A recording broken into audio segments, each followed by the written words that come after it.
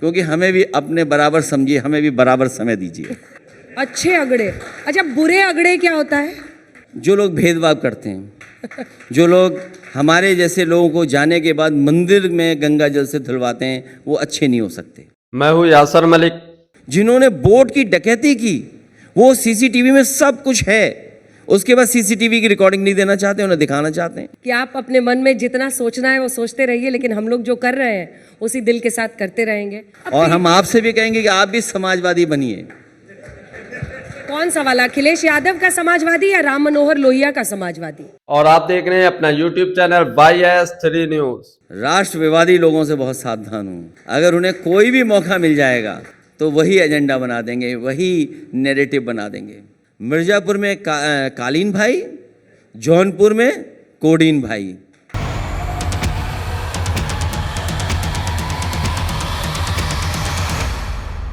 उत्तर प्रदेश के पूर्व सीएम अखिलेश यादव ने गोदी मीडिया एंकर अंजना ओम कश्यप की धज्जियां उड़ा दी। इस डिबेट के अंदर आप देखेंगे कि अंजना ओम कश्यप कैसे बीजेपी की वकालत कर रही थी, वोट चोरी पर बीजेपी को बचा रही थी, SIR पर बीजेपी को बचा रही थी। उसके बाद अखिलेश यादव ने मजाक मजाक में ऐसी बेइज्जती की है कि अंजना ओम कश्यप की हंसी बंद हो गई।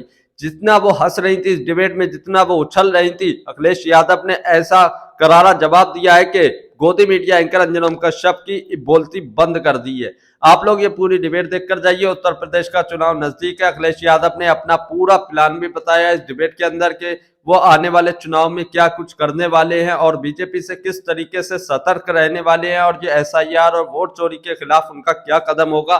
तो बहुत शानदार तरीके से अखिलेश यादव ने ये डिबेट की है। पूरी बीजेपी, पूरी भाजपा को एक्सपोज किया है, साथ के साथ पूरी गोदी मीडिया की भी लंका लगाकर रख दी है। अखिलेश यादव की ये डिबेट बहुत शानदार होने वाली है। उत्तर प्रदेश चुनाव से पहले ये बहुत शानदार इंटरव्यू अखिलेश यादव ने दिया है, तो पूरी डिबेट देखिए। रहा यूपी पहले भी परिणाम दिया है, इस बार उससे अच्छा परिणाम देगा।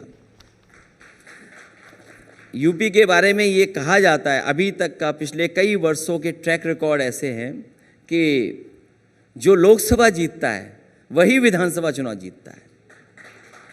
आपने SIR की बात की, तो SIR में तो आप भी साथ दे रहे हैं, आपने फॉर्म भरा। बड़े नेता जिनका चेहरा सामने आया वो उसमें से आप थे, SIR भरने वाले, फॉर्म भरने वाले।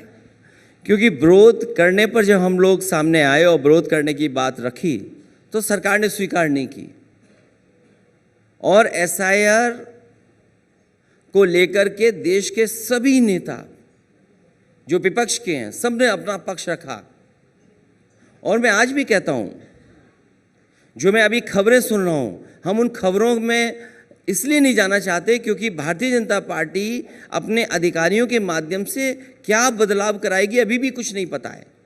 लेकिन अगर जो SIR चल रहा है यूपी में, उससे ये लग रहा है कि 4 करोड़ से ज़्यादा लोगों को फिर फॉर्म भरना पड़ेगा, वो परेशानी में आएंगे। आप देख लीजिएगा, जब फाइनल जो SIR के बाद वोटर लिस्ट आएंगी, 4 करोड़ से ज़्यादा लोगों को परेशानियां होंगी।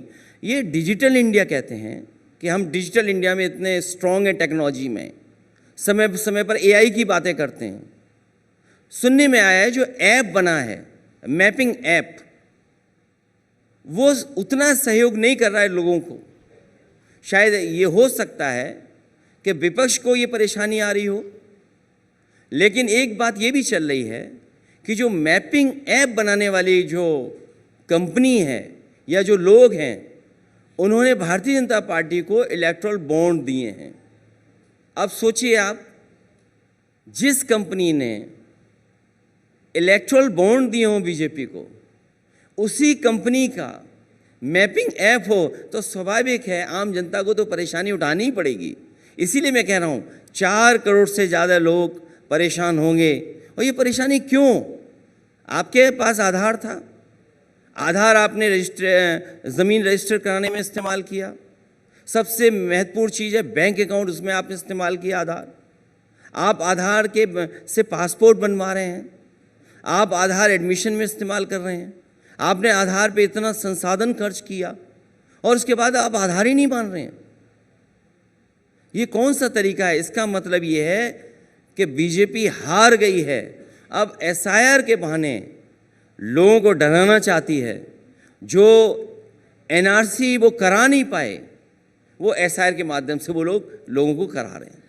आप इसको एनआरसी बता भी रहे हैं, आपने कहा है कि ये एसआईआर नहीं, ये एनआरसी है जो करा रहे हैं, और जो योगी जी डिटेंशन सेंटर्स बना रहे हैं उत्तर प्रदेश में, आप उससे भी जोड़ रहे हैं। इसका आधार क्या है? क्योंकि आपने भी एसआईआर फॉर्म भरा, और कई ऐसी बस्तियां हैं जहां से कुछ लोग गायब हो रहे हैं जो कह रहे थे पहले हम असम से हैं, और उन पर शक है कि हो सकता है कि वो बांग्लादेश के अवैध घुसपैठिए थे।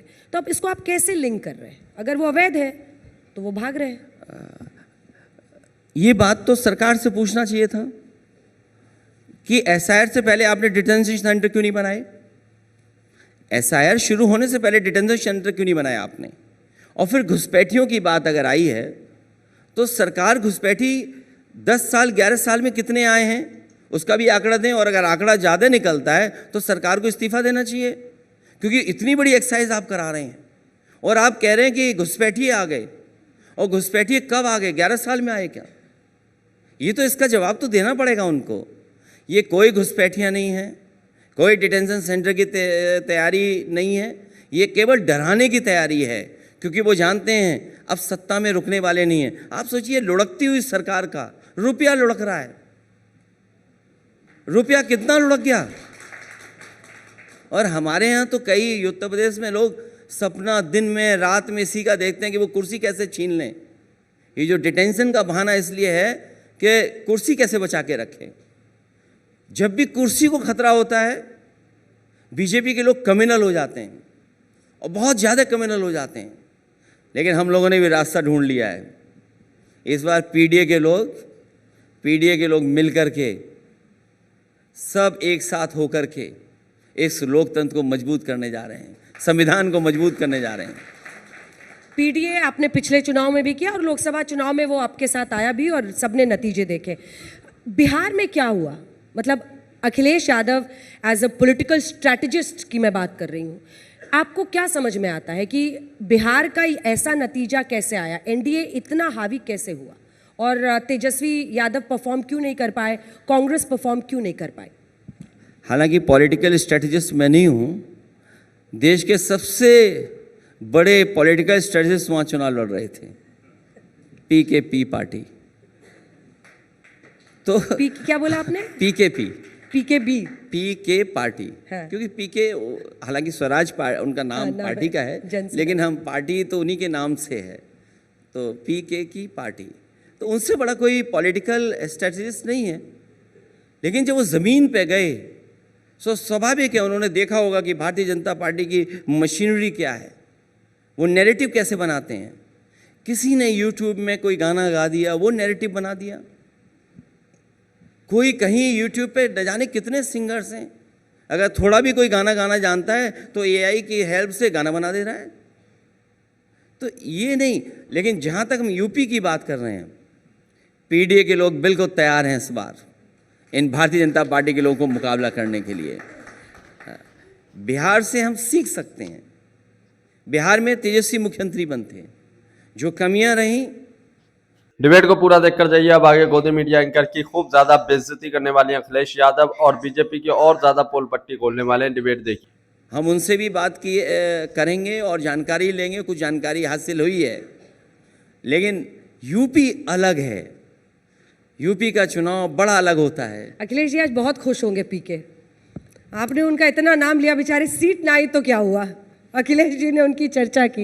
लेकिन मैं वापस आ रही हूँ सर, बिहार में आपको क्या लग रहा है, क्या मतलब सबसे बड़ा 2 फैक्टर अगर आपको लगता है जिसकी वजह से एनडीए की ऐसी प्रचंड जीत हुई?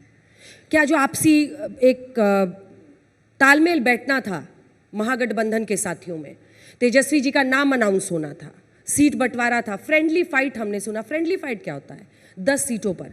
क्या वजह आपको दिखाई देती है? देखिए, मैं बिहार के चुनाव पे बहुत ज़्यादा नहीं कहना चाहता हूँ, लेकिन मैं दरारवादी लोगों से बहुत सावधान हूँ, राष्ट्रविवादी लोगों से बहुत सावधान हूँ।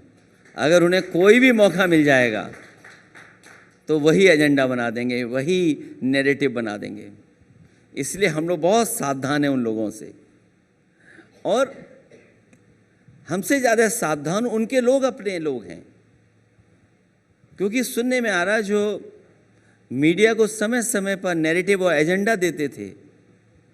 आजकल वो किसी को एजेंडा नहीं दे पा रहे, नैरेटिव नहीं दे पा रहे हैं। इसलिए हम आपको सबको सावधान रहना चाहिए।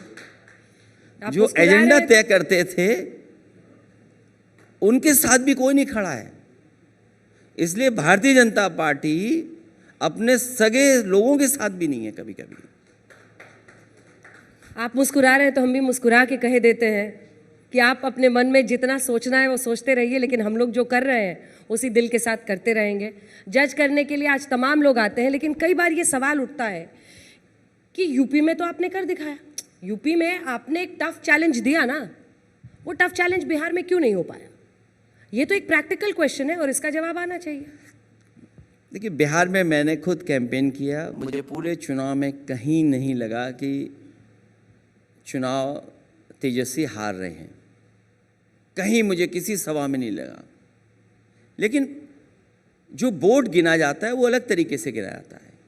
मैं बहस दूसरी तरफ नहीं ले जाना चाहता हूँ, लेकिन अभी सदन में जब मैं बहस सुन रहा था और बहुत से लोगों की चर्चा में सुन रहा था, तो बहुत सारे लोग ईवीएम को लेकर के भी सवाल खड़े कर रहे थे। एक पहलू तो ईवीएम का भी हो सकता है। लोग कहेंगे कि ये ईवीएम में आज के समय पे ये बात कही जा रही है। मैं उन्हीं से कहना चाहता हूँ, हमारा देश आज नारा दे रहा है विकसित भारत बनेगा। हम आज कब तक विकसित भारत बनेगा? 2047 में बनेगा, नहीं बनेगा, कितनी आबादी के साथ विकसित भारत बनेगा किसी को नहीं पता। लेकिन कोई भी विकसित देश जिस देश में सवाल खड़ा हुआ ईवीएम पर, उस देश ने ईवीएम हटा दिए। तो एक तो पहलू मैं ये कह सकता हूँ, और मैंने लोकसभा में कहा कि अंतोगत्वा आपको ईवीएम हटानी ही पड़ेगी। लोगों का भरोसा बढ़े लोकतंत्र पर, इस वोटिंग डालने के तरीके पर, तो आपको अंतोगत्वा ये हटाना ही पड़ेगा। लेकिन बिहार का परिणाम क्यों बदल गया? सुनने में आया है कि 10,000 रुपये बड़े होते हैं, 10,000 रुपये, 10,000 रुपये दे दीजिए। अब बहुत सारी माताएं बहनें इंतज़ार कर रही कि उन्हें कब 10,000 रुपया और मिलेगा। उनको धोखा दे दिया, 10,000 रुपये नहीं मिलेंगे। तो हम लोगों ने भी तैयारी कर ली है। मुझे याद है उत्तर प्रदेश में समाजवादी पार्टी ने 500 रुपये महिलाओं को देना शुरू किया था समाजवादी पेंशन के माध्यम से, और उसके बाद जो चुनाव था उसमें 1,000 रुपये हम देने जा रहे थे। उसके बाद जब लोकसभा का चुनाव आया तो हम 2,500 देने जा रहे थे।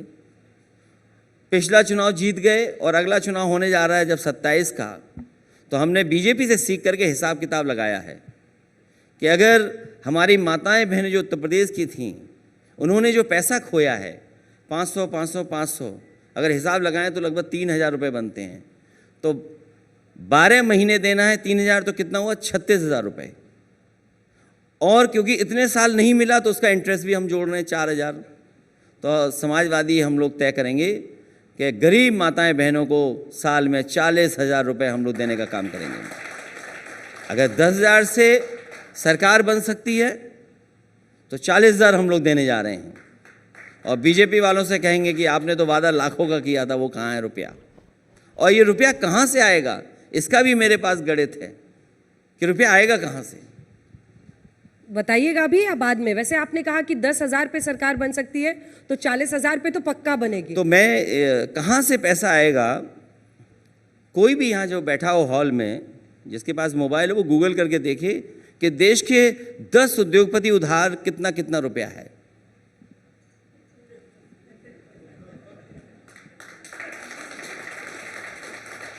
देश के जितने भी उद्योगपति हैं सब पे उधार है पैसा। तो हम भी सरकार में आकर के उधार लेकर के अपने गरीब माताओं बहनों को 40,000 रुपये साल का देने का काम करेंगे। आप बताइए किस पे उधार नहीं है? आप बताइए ना 10 का नहीं, नाम। नहीं, मुझे तो सब पता है किस किस पे उधार है। किसी पे 2 लाख करोड़ उधार है, किसी पे 1.5 लाख करोड़ उधार है, किसी पे 70,000 उधार है, किसी पे 40,000 करोड़ उधार है। कई कंपनियां बिक गई क्योंकि वो उधार दे नहीं पाए बैंकों का। तो अगर बैंक का पैसा लेकर, आम जनता का पैसा लेकर के दुनिया के सबसे बड़े उद्योगपति बन सकते हैं, देश के बड़े उद्योगपति बन सकते हैं, तो समाजवादी सरकार में हम लोग गैर बराबरी को दूर करने के लिए, अपनी माताओं बहनों की मदद करने के लिए वही तरीका अपनाएंगे जो बड़े बड़े उद्योगपति आगे बढ़ने के लिए अपना रहे हैं। हम लोग भी गरीब माताओं बहनों की मदद करने का काम करेंगे। और हम आपसे भी कहेंगे कि आप भी समाजवादी बनिए। कौन सा वाला, अखिलेश यादव का समाजवादी या राम मनोहर लोहिया का समाजवादी? चाहे राम मनोहर लोहिया जी का बनिए आप, चाहे हमारा बनिए, चाहे जो सिद्धांत हमारा समाजवाद संविधान में है जो बाबा साहब ने दिया है वो बनिए, क्योंकि हमें भी अपने बराबर समझिए, हमें भी बराबर समय दीजिए। आपको ज्यादा समय मिल रहा है। नहीं, समाजवाद आज तो बबुआ मिल रहा हाथी है, पर आई, बाबू लेकिन जब घोड़ा पर चैनल आई। चले चुनाव के समय पर तो जितना औरों को मिले उतना हमें भी मिले। नहीं तो हमारे गरीब लोग कभी कभी सोचते हैं, हमसे सवाल पूछते हैं कि आप टीवी पे आते हो और तुरंत चले जाते हो, बीजेपी के लोग आ जाते हैं फिर जाते ही नहीं हैं। तो अच्छा, ये वाला समाजवाद 1 घंटा आप भी गिन रहे हैं कि अपनाइए। नहीं? ये वाला 1 घंटा का इंटरव्यू आप गिन रहे हैं कि नहीं 2027? नहीं, 1 घंटा का मत रखिए। 1 घंटा का नहीं गिना इसको?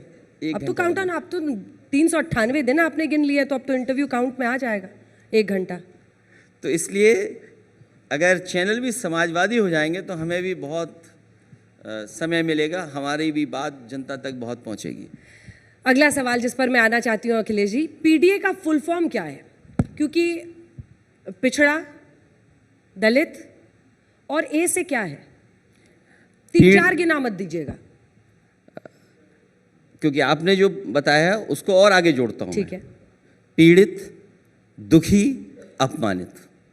जो लोग पीड़ित हैं, दुखी हैं, अपमानित हैं, पिछड़े, दलित, अल्पसंख्यक, आदिवासी, आदि आबादी और भी बता सकता हूँ मैं। हाँ नहीं, वही मैं पूछना चाह रही हूँ। जिनके अंदर ए फॉर अपनापन हो, डी फॉर जिनके अंदर दया हो, दयालु हो, ए से एक शब्द भूल तो नहीं गए? प्यारे जो हों, जो लोग प्यारे हों। ए से एक शब्द भूल तो नहीं गए आप? अल्पसंख्यक आप नहीं कह रहे? बोला मैंने अल्पसंख्यक। बोला ना? हाँ, अल्पसंख्यक, वही कैसे? अल्पसंख्यक, आदिवासी, आदि आबादी। हाँ, पर ये कह रहे हैं कि आज और अच्छे अगड़े भी। अच्छे अगड़े। अच्छा, बुरे अगड़े क्या होता है? जो लोग भेदभाव करते हैं, जो लोग हमारे जैसे लोग। आपको ये डिबेट देखकर कैसा लग रहा है, इस पर कमेंट जरूर कीजिए। अखिलेश यादव की बातें आपको समझ आ रही तो कमेंट कीजिए और पूरी डिबेट देखिए। को जाने के बाद मंदिर में गंगा जल से धुलवाते हैं, वो अच्छे नहीं हो सकते। ममता दी कह रही है मैं एसआईआर नहीं होने दूंगी। आप यूपी में एसआईआर का फॉर्म भर रहे हैं और आप अपने बीएलएस को रोज कहते हैं कि भाई तुम ये सुनिश्चित करो, हम तुम्हारी कर्मठता का सम्मान करते हैं, सुनिश्चित करो कि हर वोट अकाउंटेड फॉर रहे। तो आप लोगों का स्टैंड है क्या? एक राज्य में वो अड़ी है कि नहीं होने देंगे, एक राज्य में आप चाहते हैं कि अच्छे से हो, और चुनाव आयोग भी कह रहा है कि शुद्धिकरण करना है तो सब लोग को फॉर्म भरना ही होगा। खड़े कहाँ हैं आप लोग? इलेक्शन कमीशन को पहले भी बहुत सारी शिकायतें की गई। मुझे याद है जब मैं 2022 का चुनाव हारा, उस समय मैंने ये कहा कि भारतीय जनता पार्टी ने इलेक्शन कमीशन से मिल करके जो समाजवादी पार्टी के वोटर्स हैं उनका वोट कटवाया, क्योंकि 2022 से पहले 19 में उन्होंने वोट डाला था, 22 में वोट नहीं डाल पाए, और उसका परिणाम ये हुआ कि समाजवादी सरकार उत्तर प्रदेश में नहीं बनी। और जब सरकार नहीं बनी तो ये जब मैंने आरोप लगाया तो इलेक्शन कमीशन ने मुझे नोटिस दिया कि आप किस आधार पे ये बात कह रहे हैं।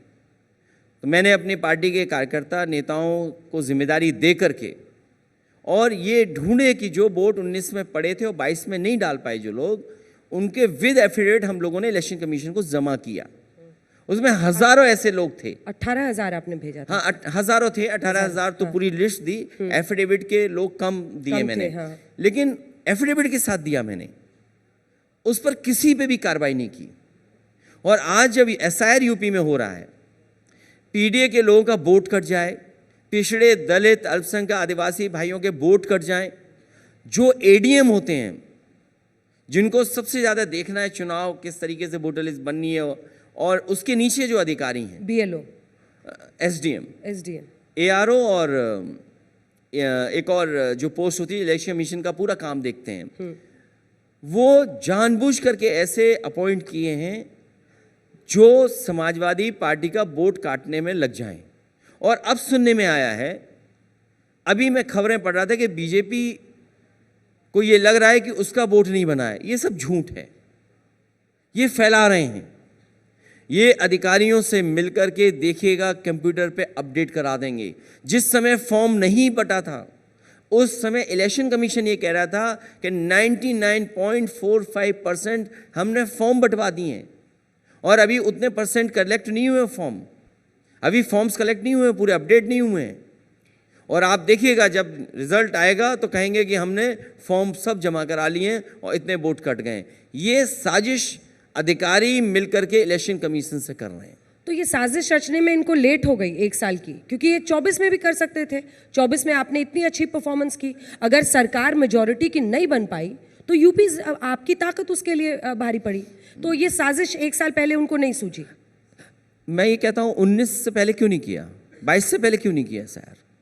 और एनुअल रिवीजन तो हमेशा ही होता था, एनुअल रिवीजन हमेशा होता है वोटर लिस्ट का। हर साल एक टाइम टेबल होता है कि कब आप वोट बना सकते हैं, काट सकते हैं, वो हमेशा चलता रहता है रिवीजन। लेकिन पूरी वोटर लिस्ट को ख़त्म कर देना, नया एक SIR क्रिएट कर देना कि आप वोटर लिस्ट नहीं बनेगी पूरी, और फिर आप आधार नहीं मान रहे हैं, लोग कागज़ ढूंढ रहे हैं। और यूपी में आप मान लीजिए जो लेबर है, जो सरकार का रिकॉर्ड बताता है, वो 3.5 करोड़ लेबर बाहर है, 3.5 करोड़ लेबर बाहर है। अब आप बताएं सरकार के लोग 3.5 करोड़ में कितने लोग वापस आ गए।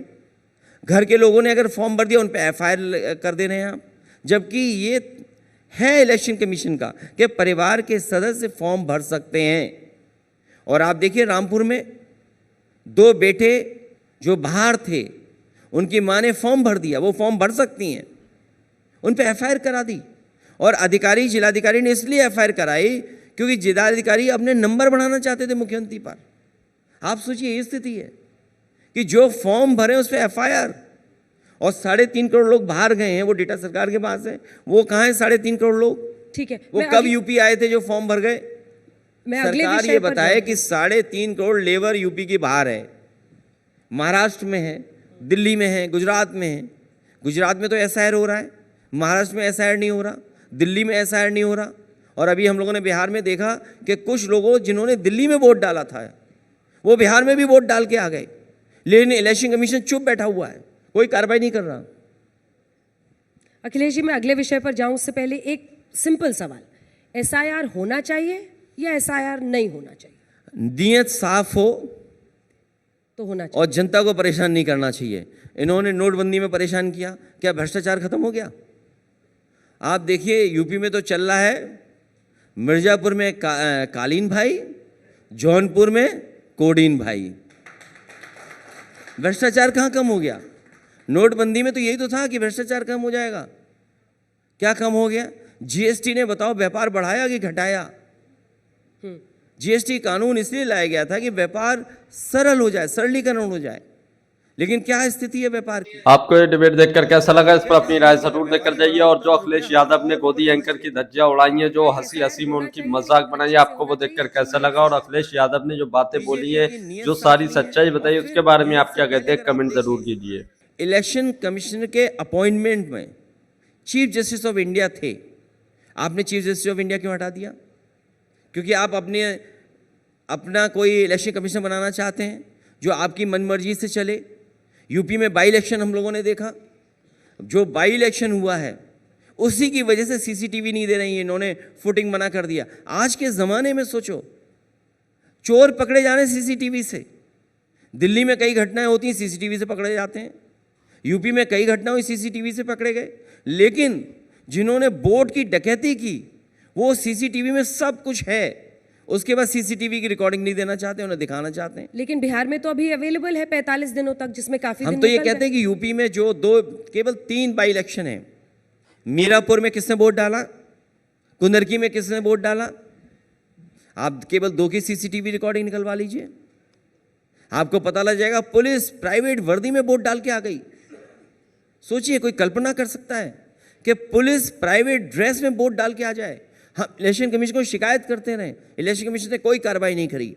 एक गांव में पुलिस के लोगों ने रोका, कोई वोट डालने नहीं जाएगा। वो महिलाएं, जो 2-3 महिलाएं निकली, उनके सामने रिवॉल्वर लगा दी एक पुलिस के अधिकारी ने। हम लोग कहते रहे, सबके पास तस्वीर है, सब कुछ आर्काइव में है, लेकिन कोई कार्रवाई नहीं। तो दोस्तों, आप लोगों ने पूरी डिबेट देखी, पूरा इंटरव्यू देखा, आप लोग इसके बारे में क्या कहते हैं, कमेंट जरूर करके जाइए। आप लोगों ने देखा होगा इस डिबेट के अंदर गोदी मीडिया एंकर कितनी वकालत कर रही थी बीजेपी की, और बीजेपी का प्रवक्ता कोई था नहीं तो पूरी बीजेपी की प्रवक्ता बनी हुई थी, और एसआईआर वोट चोरी पर किस तरीके से बीजेपी को बचाने की कोशिश कर रही थी, अखिलेश यादव को तमाम मुद्दों पर घेरने की कोशिश कर रही थी। लेकिन अखिलेश यादव ने बहुत शानदार तरीके से गोदी एंकर के सभी सवालों के जवाब दिए और गोदी एंकर को अपने सवालों के जवाब में ही फंसा कर रख दिया, और ऐसी बेइज्जती की जो उनको समझ में नहीं आई, और हंसी हंसी में गोदी एंकर की खूब ज्यादा धज्जियां भी उड़ाई, बखिया भी उधेड़ी। आप लोगों ने ये देखा, आप लोग इसके बारे में क्या कहते हैं कमेंट जरूर कीजिए।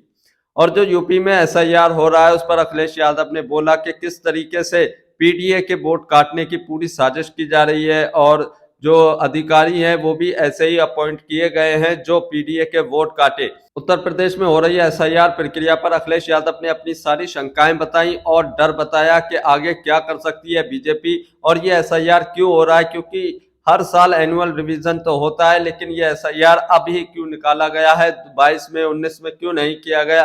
तो एसआईआर में बहुत सारी गड़बड़ी है, और बीजेपी अधिकारियों के साथ मिलकर पीडीए का वोट काट रही है, ऐसे लोगों का वोट काट रही है जो समाजवादी को वोट देते हैं, और बीजेपी अपने वोट जुड़वा रही है लगातार। इस तरीके के इल्जाम अखिलेश यादव ने इस डिबेट, इस इंटरव्यू में लगाए। आप लोग इसके बारे में क्या कहते हैं कमेंट जरूर करके जाइए। और जो बिहार इलेक्शन को लेकर गोदी एंकर अंजना ओम कश्यप ने सवाल पूछा कि वहां पर बीजेपी ने इतना बढ़िया प्रदर्शन कैसे किया, आपको क्या लगता है, तो अखिलेश यादव ने ईवीएम का सवाल उठाया और बताया कि अगर कोई विकसित देश में भी अगर ईवीएम पर सवाल उठता है तो उस देश ने ईवीएम को हटा दिया, लेकिन भारत में ऐसा नहीं हो रहा है क्योंकि इतने सारे सवाल उठे हैं, पूरा विपक्ष ईवीएम को ही बोलता है, लेकिन अभी तक ईवीएम नहीं हटाई गई है। तो अखिलेश यादव ने वोट चोरी के ऊपर भी कुछ खुलकर बातें की। अखिलेश यादव ने इलेक्शन कमीशन को भी घेरा। अखिलेश यादव ने 18,000 एफिडेविट इलेक्शन कमीशन को दिए, जिन्होंने 19 में वोट डाला था, 22 में वोट नहीं डाला, उनके वोट काट दिए गए थे, लेकिन उस पर कोई कार्रवाई नहीं की। ये सारी बातें जब बताई तो आप लोग इन सारी बातों से क्या समझते हैं, अपनी राय इस पर भी जरूर देकर जाइए, और अखिलेश यादव ने जो कुछ कहा है आप उसके बारे में क्या कहते हैं कमेंट जरूर करके जाइए। 2027 में उत्तर प्रदेश का चुनाव है, सभी पार्टियां पूरा जोर लगा रही हैं, बीजेपी भी अपना अपना पूरा जोर लगा रही है, वहीं समाजवादी पार्टी भी हर संभव कोशिश कर रही है कि किसी भी तरीके से यहाँ पर वोट चोरी ना हो पाए और किसी भी तरीके से कोई घपलेबाजी ना हो पाए, इस पर पूरा फोकस रहेगा। और क्या ये उत्तर प्रदेश का चुनाव मुद्दों पर लड़ा जाएगा या हिंदू मुस्लिम की राजनीति फिर से इस पे हावी रहेगी, आप लोग इसके बारे में भी जरूर बताकर जाइए। और जो उत्तर प्रदेश का चुनाव 2027 में है, आप लोग ये बताइए कि इस बार किसकी सरकार उत्तर प्रदेश में बनने वाली है, क्या अखिलेश यादव उत्तर प्रदेश के सीएम बन पाएंगे इस 2027 में, या फिर योगी आदित्यनाथ ही और भाजपा की सरकार उत्तर प्रदेश में कायम रहेगी 2027 में। आप लोग किसको उत्तर प्रदेश का सीएम देखना चाहते हैं 2027 के चुनाव में, तो आप लोग कमेंट जरूर करके जाइए। अगर आप भी गोदी मीडिया का विरोध करते हैं तो हमारे चैनल YS3 न्यूज़ को अभी सब्सक्राइब कीजिए। वीडियो अच्छी लगी है तो इसको एक लाइक, एक कमेंट जरूर करके जाइए।